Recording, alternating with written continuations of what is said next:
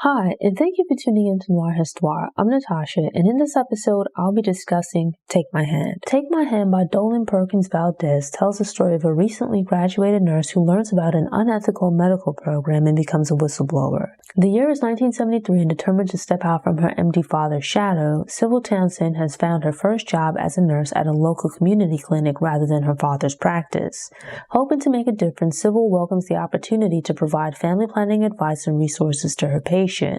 That is, until she's faced with an ethical dilemma after forming a connection with two preteen girls under her care. Sybil Townsend is a recent Tuskegee graduate working as a nurse who begins a new job at a community health clinic.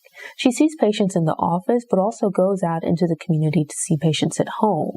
Her father is a doctor, and when people find out about her father being a doctor, they make assumptions about her as far as what her career trajectory might be. It's assumed that eventually she'll follow in her father's footsteps and become a doctor as well. The story begins in the 70s, where Sybil's family lives in Montgomery, Alabama, and are part of Montgomery's black middle class.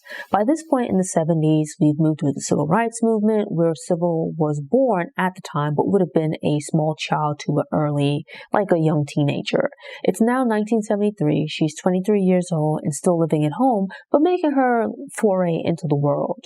She lived on campus at Tuskegee and has lived a little bit, but hasn't journeyed too far from home. Her parents, being financially comfortable, have been able to provide her with some protection from the world as a young black woman.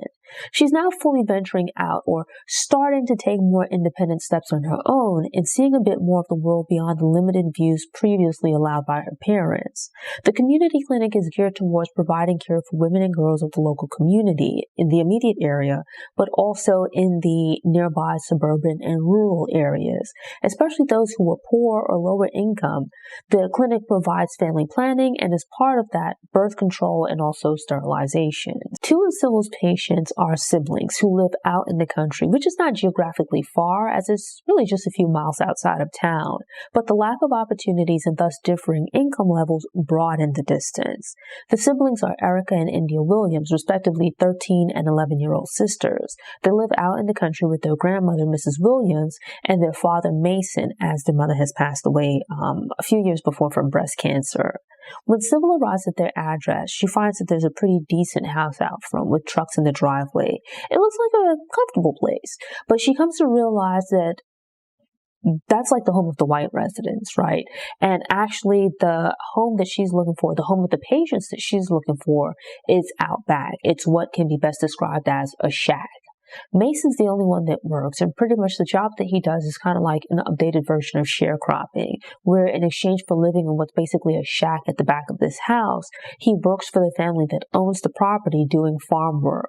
This is how he's able to provide for his kids and for his mother, as his father died several years earlier, when actually he was quite young, leaving his mom to take care of him. Here you have this thing now of generational poverty, where his mother and father were together, but his father unfortunately passed away at a rather young age.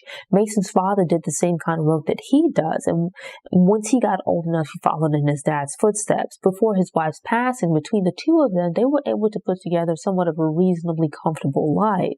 But with her death, it set the family into sort of a depression, which took a huge emotional toll on the family. And so there's now like other factors as well that have led to them living in this ramshackle house. When Sybil journeys out to the house, the place looks rough. There's cold air coming in through cracks or like spaces in the walls. They use, I think it was like grass or hay, something along those lines, to plug the holes. They don't have running water inside the house. Instead, they use the pump outside. The grandmother cooks over a hole in the ground. It's like if you think of an old-fashioned dirt floor cabin, that's pretty much what it sounds like.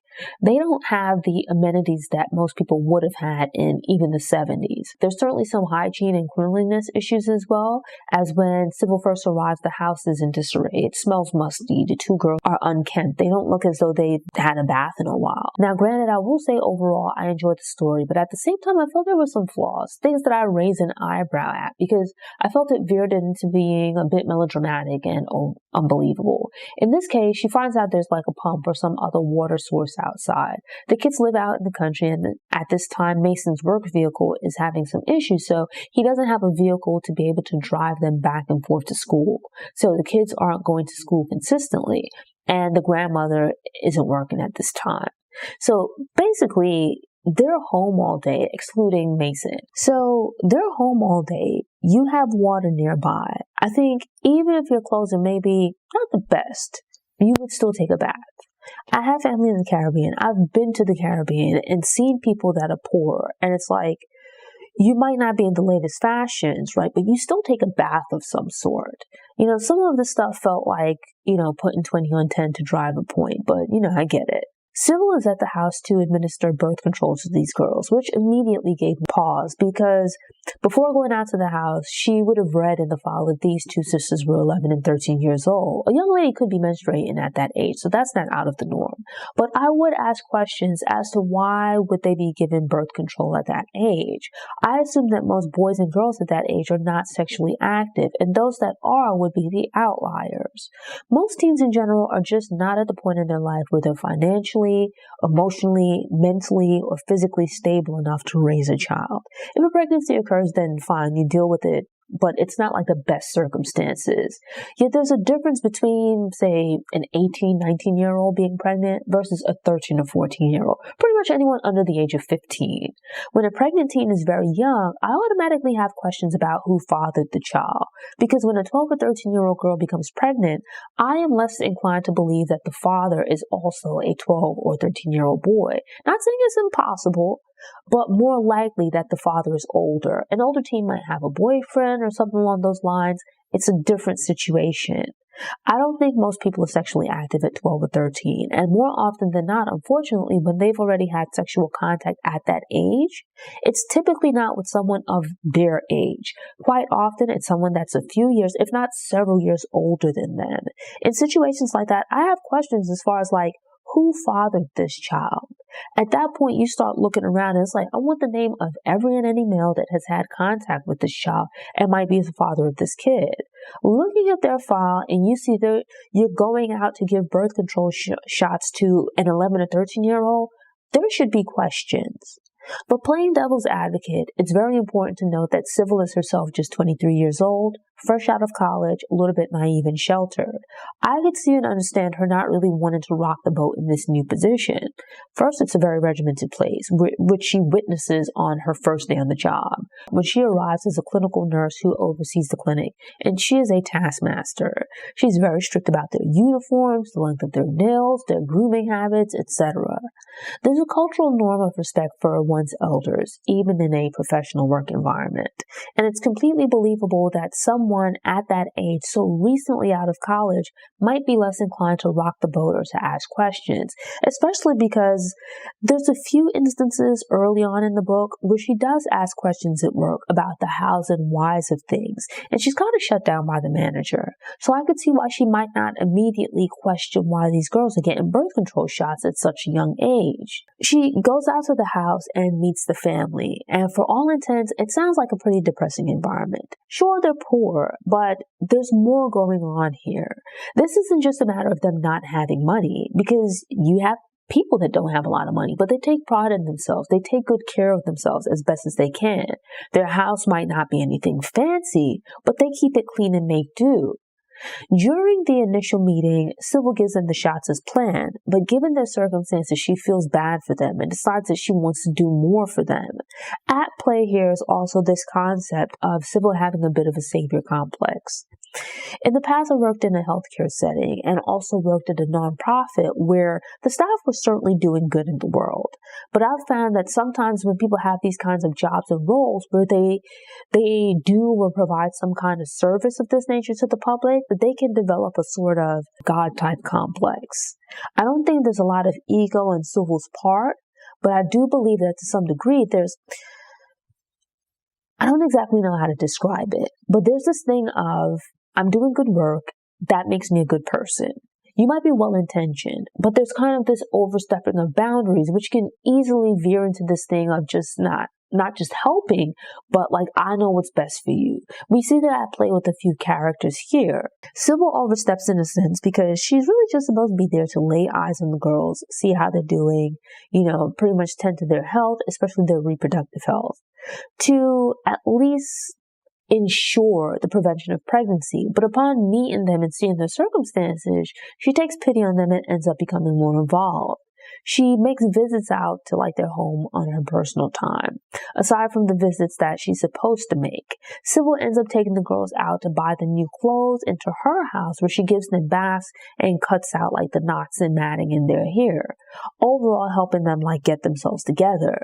Not to imply that men are incapable of raising daughters or that women are incapable of raising sons on their own, if, that's what the circumstances call for.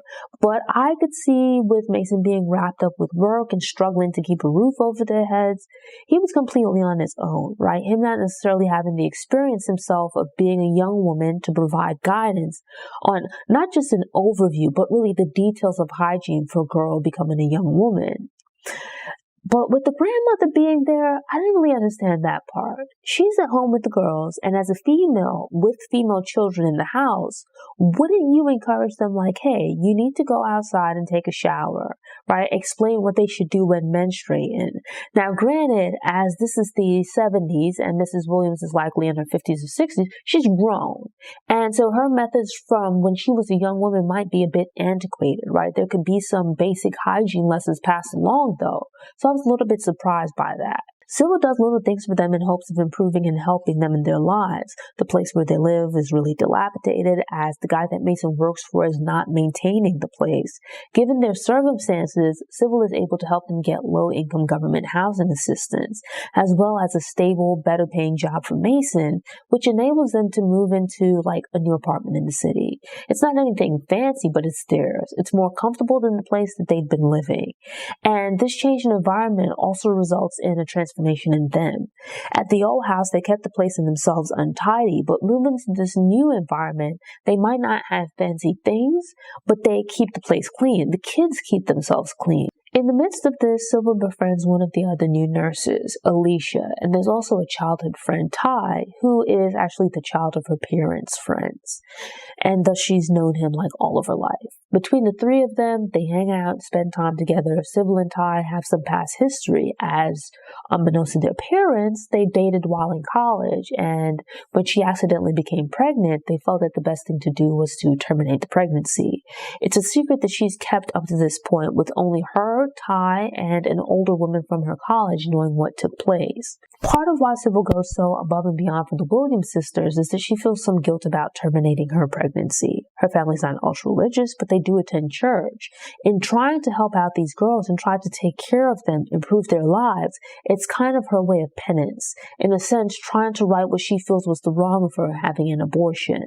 In conversation with Ty and Alicia, she learns that the Depo-Provera shot that she's been giving has some potentially serious side effects and actually hadn't been approved by the FDA.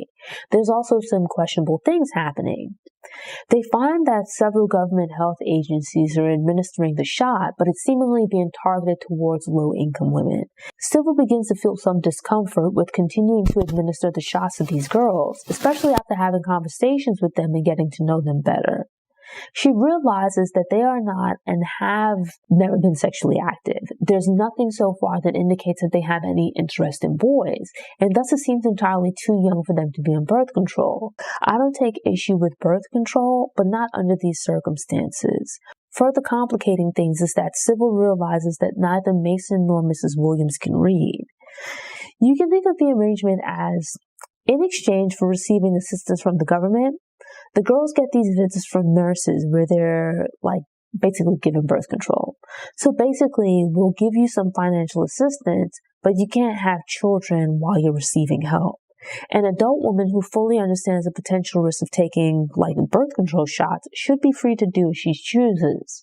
But in this instance, you have these young girls who are not sexually active and are thus being given this medication that they don't need. It seems highly unethical. They have their guardians in the form of their father and grandmother, but they're illiterate and would be unable to read whatever educational literature might be given to them, especially as it's highly unlikely that the Potential risks and side effects of these young girls taking this medication have been thoroughly explained verbally. Thus, as guardians, they couldn't truly give informed consent as they had not been adequately informed.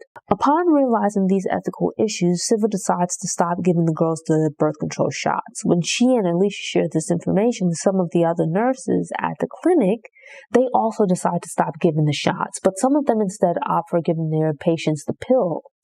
The reason being that while pretty much any medication comes with the potential for side effects, at this point more was known about the birth control pill. In Sybil's case, she just decided to completely stop giving the girls any form of birth control because they're not sexually active. I understand opting to not give a patient medication because the circumstances under which it might be needed are not present. But at the same time, this goes back to Sybil's savior complex, this thing of, because I'm well-intentioned, it gives me the right to assume control over the circumstances of your care, to interject and push my way in, to make decisions for you and on your behalf. And that's just simply not fair. When Sybil found out more information about the Depo-Provera shot and its complications, the best thing to do would have been to speak to Mason and Mrs. Williams, the sisters' guardians. Explain the situation to them and allow them to make the decision as to whether or not to stop the medication and what the path forward should be from there. Other things take place, and it just continues down this path of what's really population control and determination of who's deemed worthy or unworthy of procreating. The younger sister, India, is nonverbal, but otherwise physically capable. There's the question of they are poor, they're black, and one of the girls has some developmental challenges. It's not really clear if it's a cognitive issue or she's just mute. Yet the decision has been made for them by people who don't know them that they shouldn't procreate.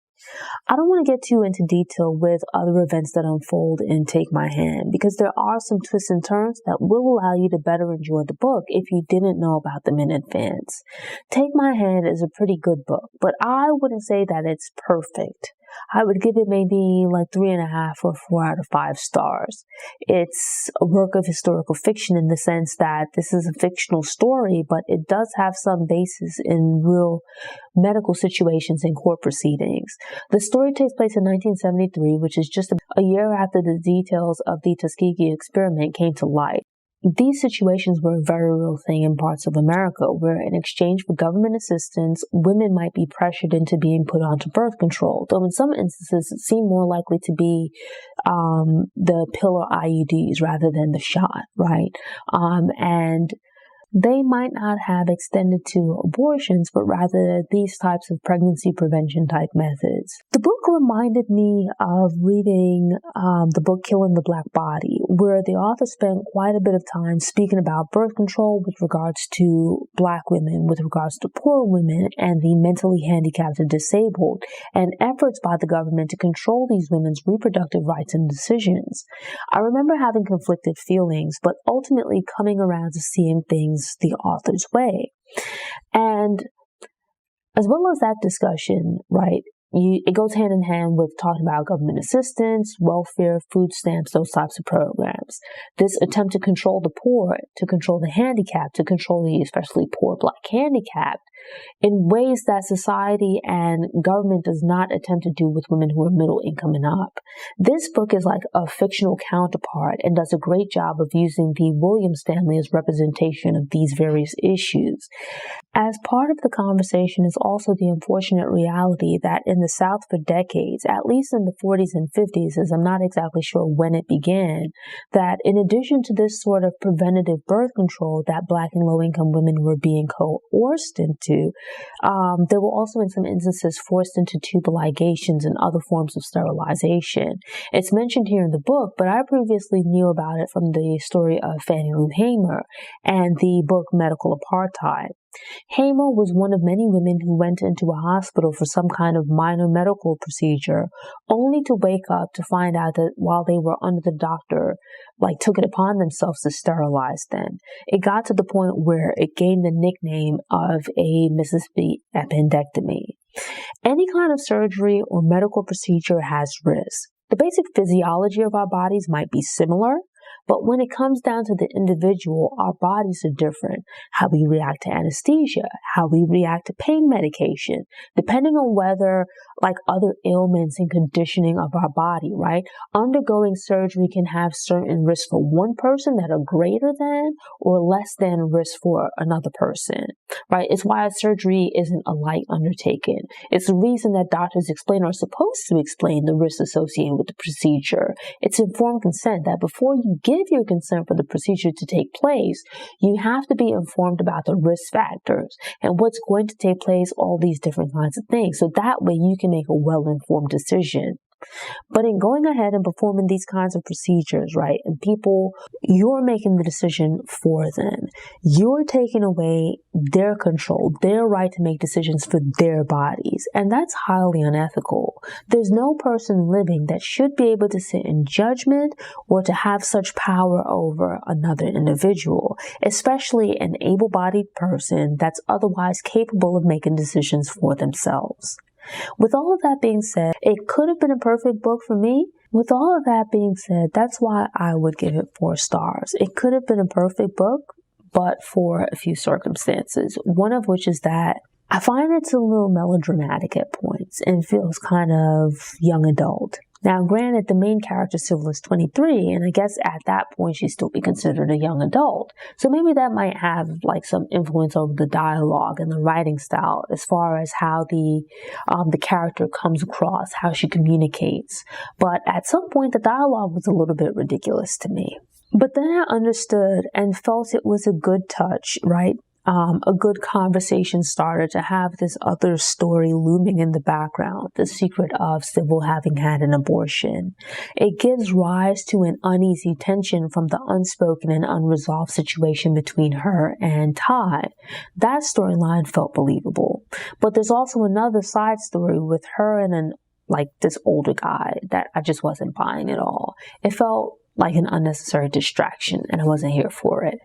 The main part of the story takes place in the 1970s, but there are bits in the recent past of 2016. By that point, Sybil had moved from Montgomery to Memphis and journeys back to her hometown to reconnect with some of these people she knew when she was younger. So people like Alicia, Ty, the Williams sisters.